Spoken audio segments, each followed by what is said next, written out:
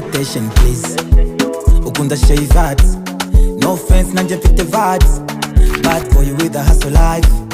Girl, Dalio n'utujeste twawe twariraho nanjye nzamaraho nubwo nsanga ngolokatiyo.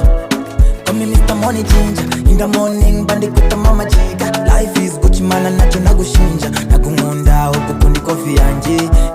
Call me Mr. Money Ginger. In the morning bandi kuta mama jiga. Life is Gucci mana nacho nagushinja. Nagunkunda ukukundi kofi yanje.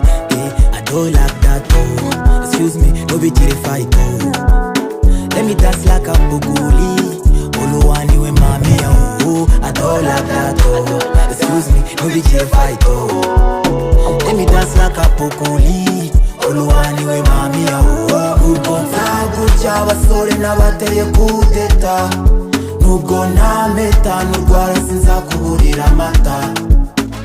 Partner, let me be your partner. Partner, let me be your partner oh.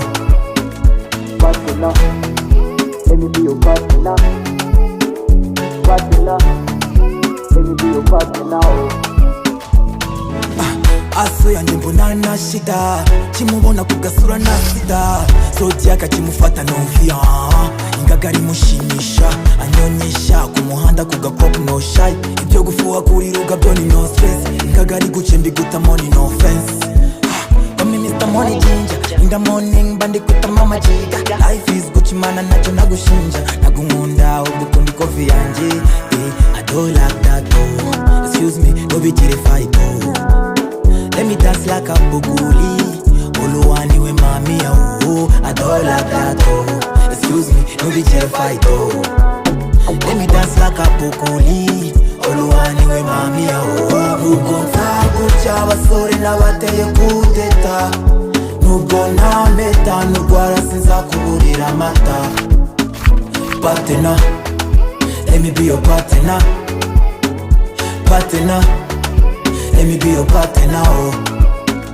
Partner, let me be your partner.